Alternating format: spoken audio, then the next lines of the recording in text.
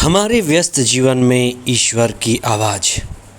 हमारे भीतर दो तरह की क्षमता है, एक जोड़ने की क्षमता और एक तोड़ने और बांटने की क्षमता।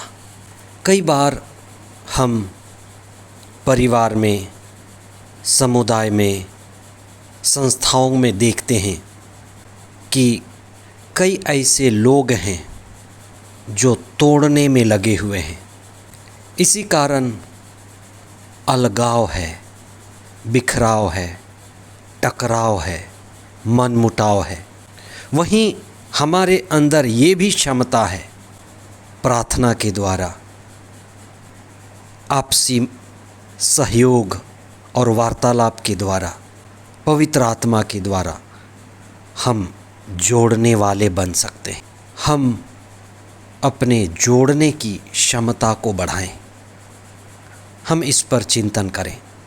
स्वर्गारोहण के बाद का मंगलवार 3 जून 2025। पहला पाठ प्रेरित चरित अध्याय 20 पद संख्याएं 17 से 27 तक और संत यूहन्ना का सुसमाचार अध्याय 17 पद संख्याएं 1 से 11 तक। अधिकांश लोग मरते वक्त डरे हुए, सहमे, घबराए हुए, विचलित और विस्मित मालूम पड़ते हैं।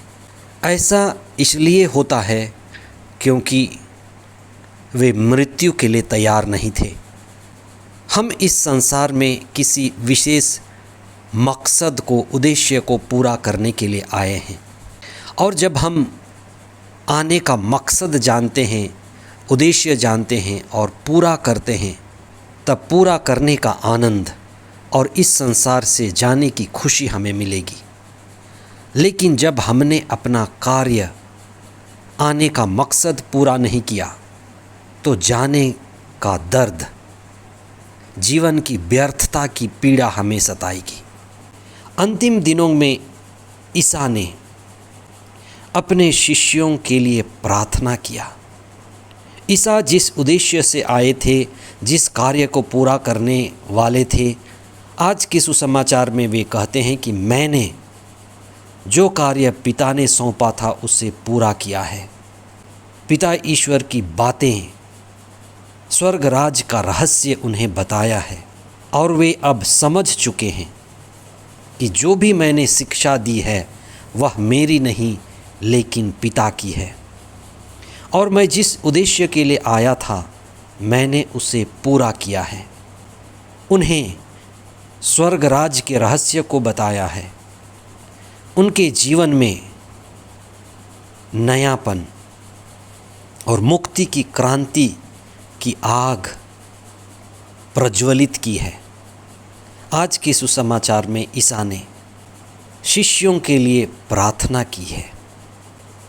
किसी भी व्यक्ति के लिए सबसे अंतिम बात जोड़ने वाली, जैसे ईश्वर एक है, ईसा कहते हैं कि शिष्य भी एक हो जाएं। अंतिम दिनों में वे एक महापुरोहित की तरह, पुरोहित का अर्थ होता है पर मतलब दूसरा, हित मतलब भलाई करने वाला, दूसरे की भलाई के लिए जीने वाला।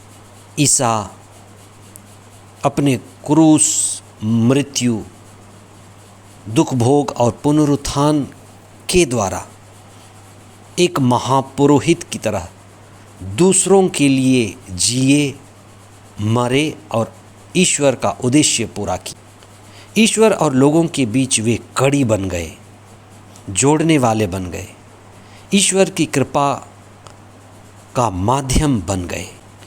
वास्तव में हर व्यक्ति जब अपनी पूरी जिंदगी को, उद्देश्य को पाकर जीता है तो दूसरों की भलाई के लिए जीता है। हम यही प्रार्थना करें कि हम इस संसार में जिस उद्देश्य के लिए आए थे उसे जान पाएं। मैं सिर्फ अपने लिए नहीं लेकिन दूसरों की भलाई के लिए, हर दूसरे को ऊपर उठाने के लिए इस दुनिया में जीवन पाया हूँ। जिस तरह से ईसा ने अपने शिष्यों को ईश्वर के साथ जुड़ने के लिए प्रार्थना की। हम भी जहाँ भी रहें, परिवार में, समुदाय में, संस्थाओं में एकता के लिए प्रार्थना करें। और आज जब हमारे देश को एकता, अखंडता की ज़रूरत है, हम व्यक्तिगत रूप से वफादार बने, अच्छे नागरिक बने और सारे देश में एकजुटता के लिए प्रार्थना करें कि सारा देश, अखंड भारत एक हो और हम सब एकता के साथ, सहिष्णुता के साथ और एक परिवार की तरह, और यही संदेश हम सारे विश्व को दे पाएँ। अपने व्यक्तिगत जीवन से, सामुदायिक जीवन से एक ही दिव्य परिवार का अनुभव और अनुभूति कर पाएँ।